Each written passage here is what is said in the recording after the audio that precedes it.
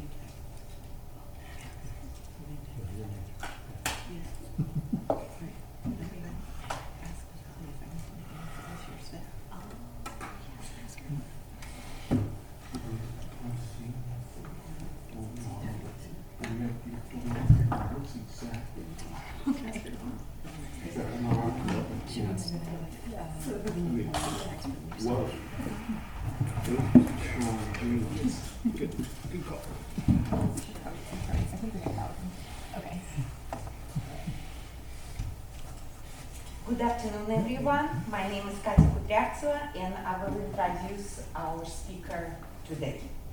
When we work on a complex project, one where everything that can go wrong usually does, we tend to suspend pleasantries and focus entirely on the end goal. That's why I love moments like that. Then the project is complete, the lights are on, the catalog is printed, and we can finally restore those pleasantries. Today we celebrate one such moment and one amazing curator, Amarige champion. Her exhibition marks the culmination of years of research and months of design and problem solving, all carried out with remarkable patience and determination.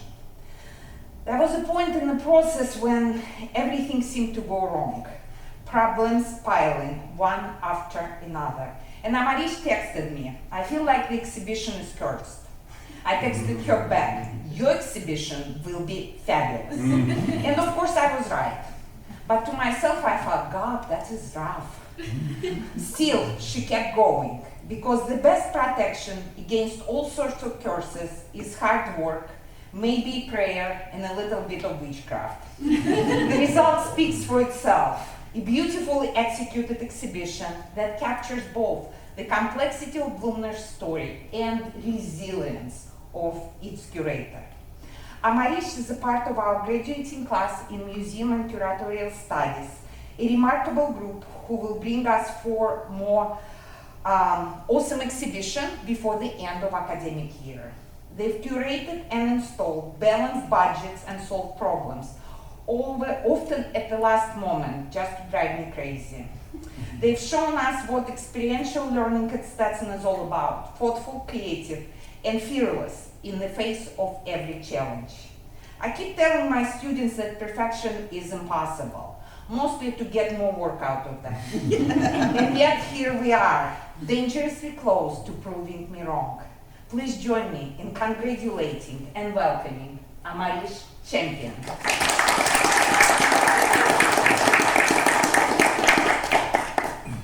Good evening, and thank you all for coming. As mentioned, my name is Amarige Champion, and I am a senior in the Museum and Curatorial Studies program at Stetson, of course. I'm honored to have had the privilege of curating the Fall 2025 Bluemner Show, Bum Painter or So-Called Architect, Oscar Bluemner's Transition to Painting. I want to begin our evening with discussing the details of the narrative of this exhibition, followed by some details surrounding the curatorial process. Before I get into everything, there are many people that I would like to thank. First, thank you to Dr. Natalia Da Silva, the director of the Hand Art Center, for her guidance and valuable help throughout this project. I would also like to thank Laura Glander for her help throughout the preparation of this exhibition. Thank you to the Hand Art Center staff for helping to arrange this evening, and I would like to thank my Museum and Curatorial Studies classmates. I love how the program is so collaborative, and I was able to glean valuable advice surrounding design elements from my classmates, and they were a very valuable source of guidance throughout this project. Lastly, I would like to thank my advisor, Dr. Katya Kudryavtseva, who is the curator of the Vera Bluemner Kuba collection. She has been an incredible source of support from the start to the finish of this project, and I truly could not have done it without her.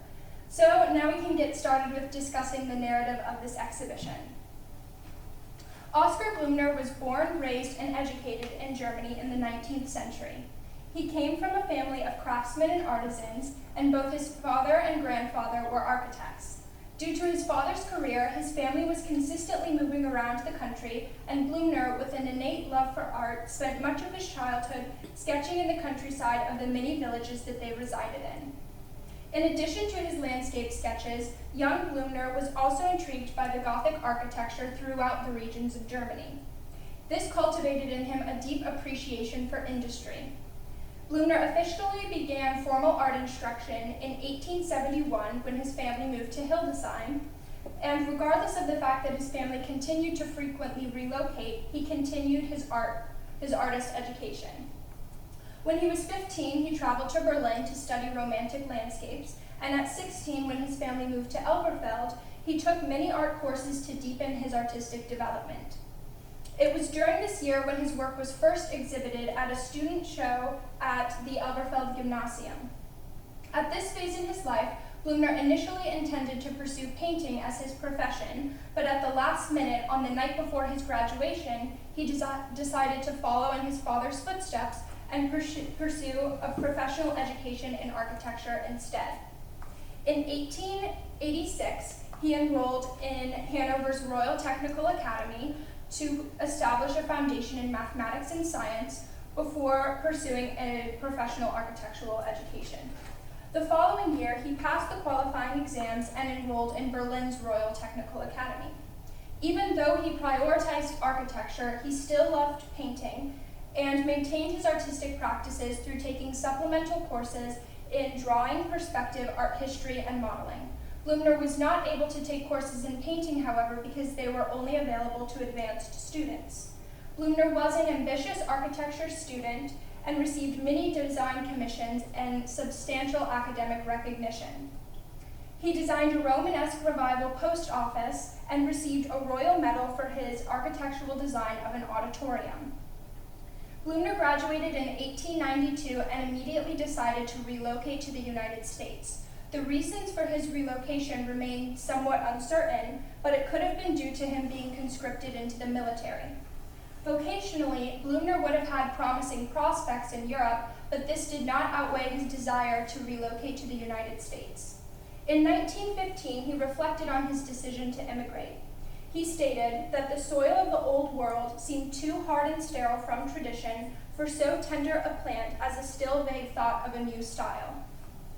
On October 15th of 1892, Bluemner arrived at the port of New York after spending 10 days aboard the SS City of Chester. When he landed in New York, he couldn't speak English and had no connections in the country. In January of 1893, he first secured employment in Chicago as an assistant architect, where he contributed to prefabricated units for the grounds of the Columbian Exposition. Bluemner was not satisfied with this position or his life in Chicago, so in March he returned to New York during a nationwide recession and therefore struggled to find employment. Bluemner suffered a series of hardships, including unemployment, sickness, and homelessness. And even during all of these hardships, he maintained his artistic pursuits and attended free drawing classes at a school on the west side of Manhattan. During this time, he actually ended up contracting malaria shortly after he had secured a position, and this caused him to have to leave the job. When Bluemner recovered from malaria, he found work with an architect, Michael Garvin. This too did not satisfy Bluemner, and in November of 1895, he decided to leave New York for Boston with the intention of leaving the US, going back to Europe, and starting anew in Paris. Eventually, Bluemner changed his mind and decided to remain in the United States, and this is likely due to the fact that he had recently married Lena Schum, and she had given birth to their first child, Robert. The birth of his son reignited Bluemner's architectural ambition, and in Chicago he collaborated with the Architectural Club and designed many homes and major public buildings. In 1899, Bluemner returned to New York, and in 1903, his wife gave birth to their second child, Vera. It was around the same time that he secured a position again with Michael Garvin. Garvin was the first commissioner of buildings for the Bronx, and he was the secretary to the borough president, Louis Haffen. In 1903, Garvin told Bluemner that he had been assigned the design of the new courthouse and his plans had been vetoed by the Municipal Art Commission. Garvin was quite discouraged because his plans were firmly declined and described very poorly. He, however, developed a solution to his issue.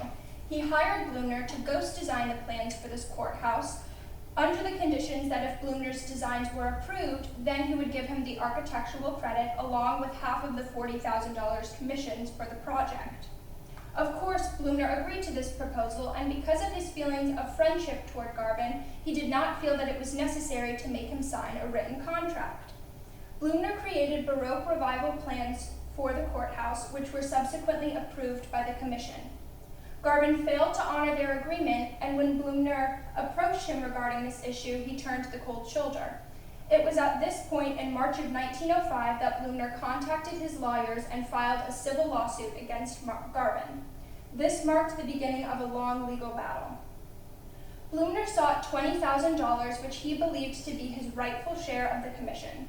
Garvin, of course, was infuriated by this lawsuit and denied that he had ever made any kind of agreement with Bluemner. On June 8th of 1906, the New York County Supreme Court ruled in Bluemner's favor, ordering Garvin to pay $10,201 for breach of contract. But Garvin appealed, and in 1907, the judgment was reversed against him on the grounds that the contract was too vague and indefinite regarding Bluemner's entitled payment to be enforced or to constitute a valid contract. Because the argument lacked a clear statement of an essential element, the payment Bluemner was to receive upon the completion and approval of the designs, Judge Gray, the Associate Justice of the Appellate Division, First Department, ruled that neither the court nor the jury could find a valid resolution to this dispute. Therefore, the court moved to reverse the judgment and ordered a new trial in 1908. Bluemner amended his complaint and filed a new lawsuit seeking compensation of hours worked, claiming that his architectural services rendered to Garvin were reasonably worth at least $10,000, but that he had received no more than $200 in payment. Bluemner insisted that Garvin had explicitly promised to compensate him fairly for his work. In April of 1910, the judge ruled in Bluemner's favor, but Garvin again promptly appealed the decision. In 1911, the New York Supreme Court affirmed the judgment against him. Again, Garvin appealed, but his appeal was this time denied. In May of 1911, Bluemner finally received a settlement, bringing this prolonged legal dispute to an end, although it was far short of the original $20,000 claim. Garvin was ordered to pay $7,000, of which Bluemner received $5,252.49 after litigation costs were deducted. This is approximately $173,000 today. This legal situation highlighted controversy surrounding the legitimacy of Garvin's qualifications as an architect. Garvin had never received formal training in architecture, and his professional success was very likely tied to his close personal relationship with Louis Haffen. Haffen was known as the father of the Bronx and was re-elected during his borough presidency for 3 successive terms. During his 4th term, he was removed from office by decree of Governor Hughes just 6 months before its expiration, amid allegations of fraud, corruption, and mismanagement. This was during the same time as the legal dispute between Bluemner and Garvin. Bluemner's testimonial at trial helped bring these allegations to light. A leaflet published by the Citizens Union of the City of New York, a good government group founded in 1897, used Bluemner's account of Garvin's declaration, "Ability counts for nothing in politics. If you have the pull, you get the work. I have the pull." The leaflet pressed voters to confront the question directly asking, which do you favor, pull or merit? When this dispute became public, the controversy cast a shadow over Garvin's reputation, particularly his professional abilities. This did not, however, completely derail his career. He continued working in the architecture following the lawsuit, although he never again received a project as ambitious as the design for this courthouse. After settlement, Garvin focused primarily on apartment building projects for the Bronx and never regained the prominence that he enjoyed during his tenure under Happen. Upon the settlement of this lawsuit, Bluemner was determined to start anew. This whole experience left him disillusioned with the industry of architecture, and he had lost his admiration for this career. He decided to tour Europe before fully dedicating himself to painting upon his return to the United States. He divided the settlement between his wife and himself and began his European journey in his homeland. During this time in Germany in April of 1912, he believed that this was likely his last opportunity to visit his homeland or Europe as a whole due to the responsibilities that he had taken on as a father and a husband. This trip abroad was not a leisurely vacation. Instead, Bluemner meticulously documented his travels through detailed notes and sketches, 6 of which are included in this exhibition. These sketches chronicle his travels throughout the continent. He visited numerous commercial galleries, public and private collections, and art exhibitions. He explored diverse art styles, and his studies ranged from Renaissance masters like Titian and Bellini to his contemporaries like Rousseau and Picasso. He also took this opportunity in Europe to debut his recent works at the Gallery Fritz Gulaert, where he exhibited 7 watercolors and 8 oils, including Old Canal Red and Blue, which is exhibited here in the show. Bluemner's unique style earned him positive reviews, which he enthusiastically relayed to his close friend back in New York, Alfred Stieglitz. Although no works were sold in his debut exhibition, it led to further opportunities for him to exhibit in Elberfeld and Leipzig. Bluemner continued studying and critiquing art throughout the remainder of his time in Germany before he arrived in Paris in the summer. In Paris, he studied various artistic styles and movements in museums and galleries, and in late July, he continued his trek in Italy.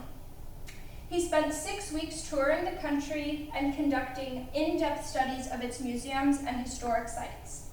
In the fall, Bluemner returned to Germany, making stops in Munich, Frankfurt, and Dusseldorf to view several exhibitions. Then he traveled to Amsterdam, where he studied the works of Rembrandt and Van Gogh, before beginning his voyage back to the United States. On his way home, he made a stop in London to visit the National Gallery, the Tate, and the Grafton Galleries, where he studied Picasso, Baroque, and Matisse. After London, he returned to New York and fully dedicated himself to painting. For the rest of his life, Bluemner remained devoted to his artistic practice and substantially contributed to the emergence of American modernism. His work was featured in the 1913 International Exhibition of Modern Art Armory Show, alongside works by Cézanne, Van Gogh, Gauguin, Matisse, Picasso, Duchamp, and Kandinsky. This exhibition introduced the American public eye to the European modernist movements and played a pivotal role in shaping the trajectory of American art. Bluemner's close personal and professional relationship with 291 gallery owner Alfred Stieglitz substantially enhanced his visibility in American modernism and the gallery scene. Stieglitz invited him to exhibit a selection of recent works at 291 Gallery in 1915. Here, Bluemner exhibited works such as Lenenberg and Patterson, which are included in this show. This exhibition received considerable critical attention and generated at least 8 published reviews. His distinct use of angularity and vivid color was striking to the audience and familiarized itself with visual languages of Futurism and Cubism. Even though this exhibition was a commercial failure, it marked a significant moment in his artistic trajectory. It introduced him to the New York gallery scene, but it also positioned him as an artist committed to a modernist visual language and highlighted his distinctive style that set him apart from many of his contemporaries. Bluemner's paintings continue to be included in several prominent New York exhibitions, including the 1916 Forum Exhibition of Modern Art Painters, group shows at the Bourgeois Galleries, and the Whitney Museum's first biennial exhibition of contemporary American paintings in 1932. Despite his late start as a painter and his ongoing financial struggles, Bluemner produced an especially impressive exhibition history. He was not only interested in his artistic practice, but he was also interested in the theoretical and intellectual dimensions of American modernism. He published numerous articles on art theory and criticism in Camel Work and many other contemporary publications. Although Bluemner found far greater creative fulfillment in painting than in architecture, it never provided him with financial stability. Because of this, he maintained his architectural license throughout his painting career and occasionally accepted commissions in order to supplement his income and support his family. Despite a deep distaste for architecture as an industry, after the lawsuit, shortly before his death, Bluemner recalled his accomplishments with pride. In a journal, he stated, "Constructed country mansions on Long Island, built a courthouse in the Bronx, designed a government building in Washington, and had an office on Park Avenue with the best of them." The 8-year litigation was a difficult chapter for Bluemner, but its outcome ultimately redirected him towards painting and laid the foundation for his significant contributions to American modernism. I would like to transition now into the curatorial aspects of this project. I was halfway through my first semester of my freshman year when I was asked by Dr. Kudryavtseva to consider curating a Bluemner show for my senior project. Throughout my preparatory research for this project, I worked as her research assistant as well as a collection assistant here at the Hand Art Center. I spent countless hours going through documents relating to Bluemner himself and the Vera Bluemner Kuba collection. Throughout all of my work surrounding this collection, I had the show in the back of my mind, even in its earliest moments during my freshman year when it was still a mere idea. What aspects of his architectural career did I want to highlight? How will I incorporate this into discourse regarding his legacy? What works will be the focus of the show, his later works or his architectural drawings? I knew that I wanted to do something related to architecture because this is an area surrounding Bluemner's life and career that contained some gaps in research. There have been 2 exhibitions at the Hand regarding his architecture career. The Fall 2021 show, Oscar Bluemner, My Finest Design, and the Fall 2016 show, Oscar Bluemner, The Language of Architecture, but neither of them discussed in depth the reason why Bluemner left this career behind. This aspect of Bluemner's life was an incredibly important and pivotal situation, yet it hadn't been looked into thoroughly before. So it was an incredible opportunity for me to do a deep dive into this court case and learn of all of its details and how it impacted Bluemner and his trajectory as an artist directly. As much as it was a miserable thing for him to endure, this lawsuit led to him producing so many incredible artworks that we have the privilege of housing here today at the Hand Art Center. My initial endeavor with this project was, of course, research. The preliminary research began with an independent study with Dr. Kudryavtseva, where we surveyed many academic texts and exhibition catalogs written about Bluemner, such as Jeffrey Hayes' Oscar Bluemner, the exhibition catalog written by Barbara Haskell for Whitney Museum's 2005 exhibition, Oscar Bluemner, A Passion for Color, and Dr. Roberta Smith-Favis' exhibition catalog, Oscar Bluemner, A Daughter's Legacy, for the 2004 exhibition of selections from the Vera Bluemner Kuba collection. During my time as her research assistant, we would meet weekly here in the seminar room to go through boxes upon boxes of documents. Most of these documents were actually related to the collection itself or exhibitions that have been here at the Hand or the Duncan Gallery of Art before this facility's existence. In my work as a research assistant, I was actually able to become knowledgeable regarding how the Hand Art Center acquired this collection, but also on the exhibition containing Bluemner's works that preceded this exhibition. Of course, as I mentioned before, there have previously been 2 exhibitions surrounding his architecture career, featuring his architecture drawings, but they did not mention this court case in any depth. I think that it's interesting that Bluemner was so devoted to this career prior to painting, yet it has been highlighted so few times. Although this research led me to find that a court case was the cause for Bluemner abandoning this career, there was no in-depth analysis of this situation. This led me to consult the New York Supreme Court Appellate Division reports in order to find further information regarding this court case, in addition to the Smithsonian papers regarding Bluemner. Through further research, I discovered that the Avery Drawings and Archives at Columbia University Libraries has a holding of Bluemner-related documents regarding Bluemner's architectural career, as well as correspondence regarding this lawsuit in particular. Through correspondence with Shelley Hayray, a curator of drawings and archives at Columbia University, I was able to receive access to these papers for my research. This included a sketch of the courthouse as well as legal correspondence between Bluemner and his lawyers surrounding this court case. After I consulted all of these papers and archival materials, I was able to piece together the narrative of this court case and the impact, of course, that it had on Bluemner's career, as well as his personal viewpoints on this circumstance. I also traveled to New York as part of the preliminary research to see the courthouse and photograph it. These photographs are featured in the exhibition as well as in the catalog. I was privileged to have received the Shore Grant and the Lavelle Experiential Learning Fund to finance my research to travel to New York. From a curatorial perspective, I was conflicted with including these photographs in the exhibition.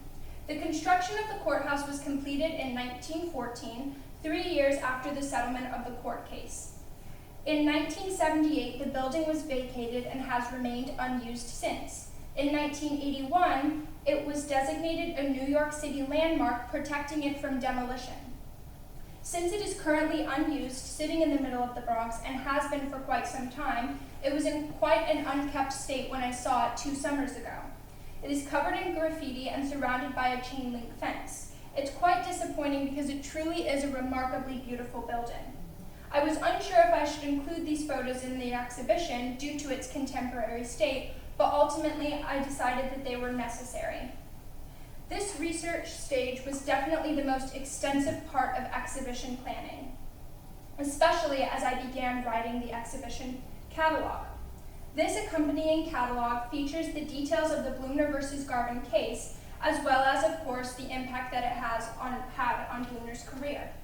It is also the first publication of Vera Editions, a publishing initiative co-founded by the director of the Hand Art Center and the curator of the Vera Bluemner Kuba collection. The design of this catalog was completed by Hayden Collins, an alumna of the Digital Arts program from Stetson. The act of writing an accompanying catalog was an essential tool for my research. While I was writing, I was having to fully grasp the details surrounding the narrative of this court case, details regarding Bluemner's childhood and education, and architecture career in the United States before having even encountered Garvin. And then I had to analyze and describe how this court case not only impacted his career, but his trajectory as an artist and his legacy. If I hadn't written this catalog, I would not have had the necessity to do such in-depth research. It was through writing this catalog where I actually became knowledgeable in this area. This exhibition was much more than just surveying through a few sources and making some selections from the collection that seemed to fit a narrative. After the process of preliminary research and beginning the catalog, I began establishing the exhibition narrative and the visual layout. I wanted the exhibition to serve both the purposes of breaking down this narrative through providing the details of this phase of Bluemner's life, as well as highlighting the impact that this had on his career, his life, and Bluemner in the greater scheme of things. With that being said, I thought the best way to execute this intention was to break this narrative down into 4 quadrants, essentially. I wanted to highlight his architecture career, the court case itself and its details, his tour of Europe, and, of course, his artistic legacy. The placement of each of these quadrants of the narrative was also very essential in preparation for this exhibition. As much as the court case itself was the area of which I conducted most of my research, for the exhibition, I wanted the main visual focus to be his legacy. That is why it's the first thing you see when you walk into the gallery, and it's highlighted through the use of an accent wall. Believe it or not, the exact shade of blue used for this wall was a very strategic decision to make.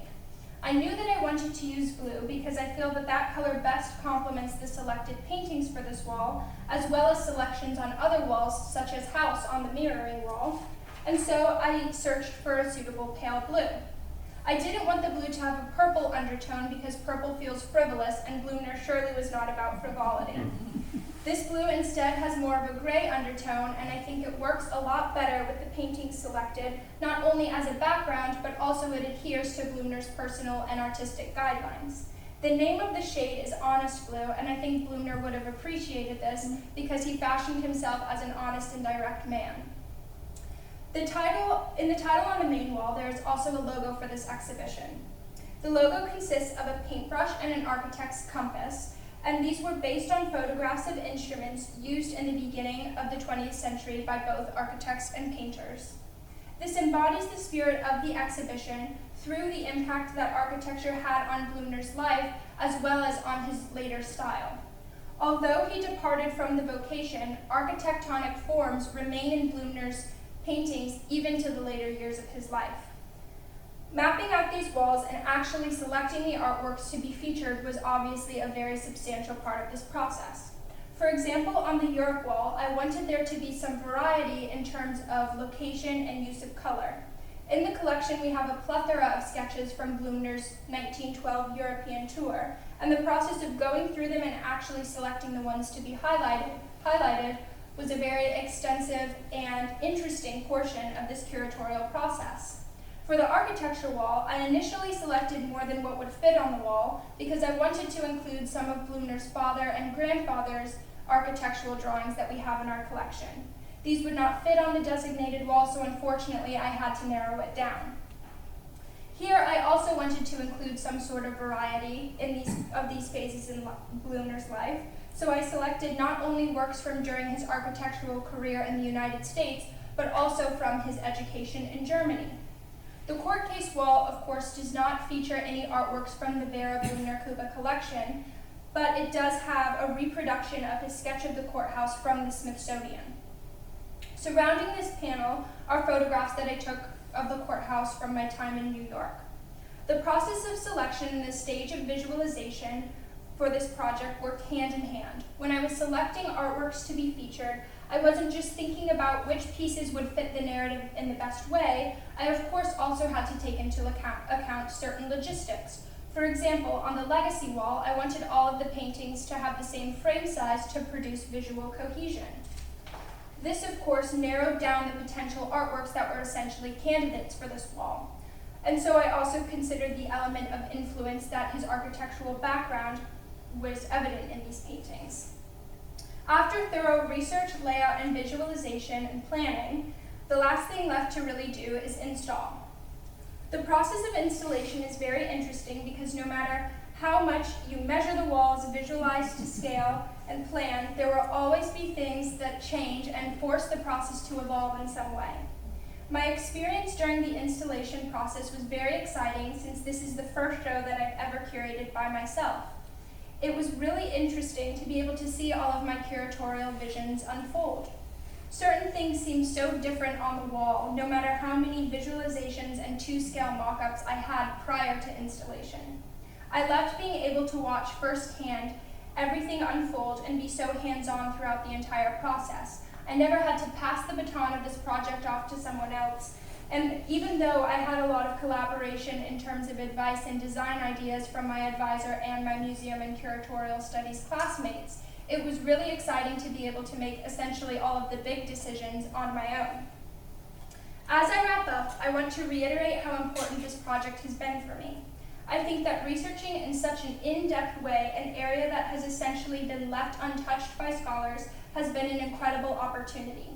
I'm so grateful to have been trusted to participate in any kind of work with this collection, and I'm overwhelmed with the amount of faith that both Dr. Kudryavtseva and Dr. De Silva had in my ability to pull something like this off. I'm so grateful for the support that I've had throughout this project, and that my design visions, some of them somewhat ambitious, such as the decal of Europe and the accent wall, were able to have been executed. I'm so grateful that I was able to have the freedom to use this space in a way that I feel best portrays what truly is such an important narrative. Again, thank you all for coming tonight to hear a little bit about this exhibition. Thank you.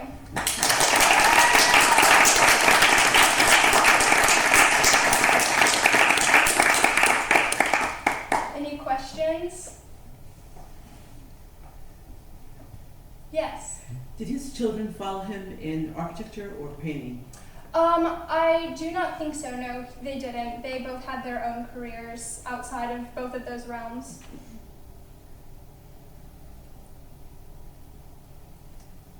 Yes. How many pieces of artwork did you have to go through to choose the ones that ended up in the Well, that's a good question. I didn't go through the entire collection because there were certain things that just weren't really relevant to this narrative. So it kind of just depended on what I was looking for. As I mentioned, we have so many sketches from the 1912 European tour, so I would really just go through the database and look through depending on the location of the sketches I was looking for. So I really can't give a number because so many, but yeah. Yes. Which one is your favorite out of the ones displayed? So my favorite is probably, I think I have a photo of it, Old Canal, red and blue. I really like this one because it shows how he kind of dabbles with abstraction, but it's interesting with Bluemner and trees. He never quite brings a tree to like full abstraction. Trees always remain kind of naturalistic, and I think that that's very evident here, so I would probably say this one is my favorite. How did you arrive at the title for the exhibition? It is a good question. There on the curator's statement panel, you'll see there's a quote from Bluemner, and he's reflecting on his decision to transition careers, and he says that he would rather be a bum painter than a successful so-called architect. So we actually pulled that from a Bluemner quote.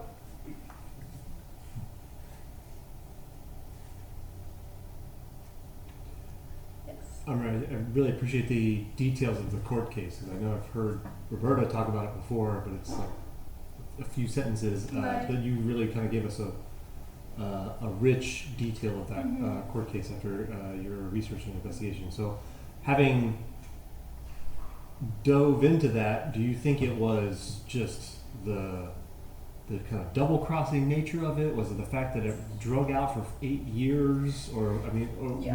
what aspects of that court case really kind of drove him to say, you know, I'm going to pivot and go toward this career in painting? I think it was a substantially difficult chapter in his life due to the fact that he faced financial hardship as a result of it, and also it was just kind of a sour situation. And he loved painting so much, and he had already kind of played with the idea of being a painter, and I think this was just kind of like the straw that broke the camel's back, if you will, that led him to really commit to leaving architecture behind.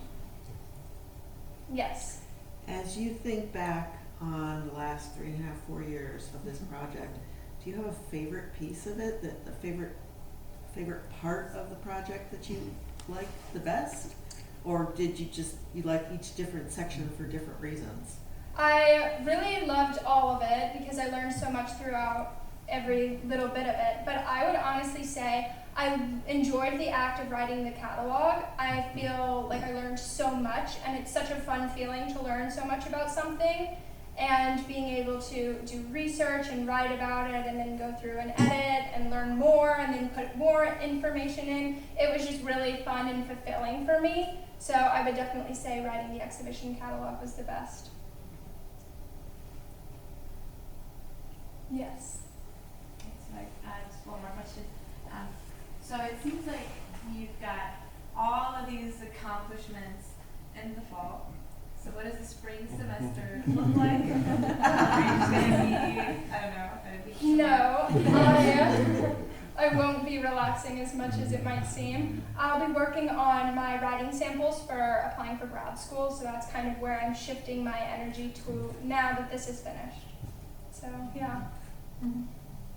I give you only a week off. That's true. Enjoy your week. Very, very good. Okay.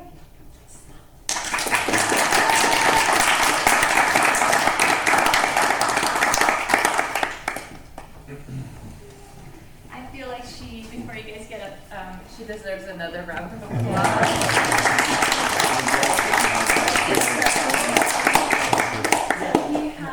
We have 25 copies of the catalog available for the lucky folks who came today. And I do want to do a little plug. This is such a wonderful idea Katya had. It's come together through many different funding sources. And I do want to plug, we have a lot of friends in the audience, but we can always use more friends. So just let it know far and wide, friends of the Hen Art Center. We've got some QR codes here to keep supporting these fantastic student initiatives. Thank you all so much. I hope you have a wonderful visit checking out Amarige's show, the Jerry show. You can peek into the hats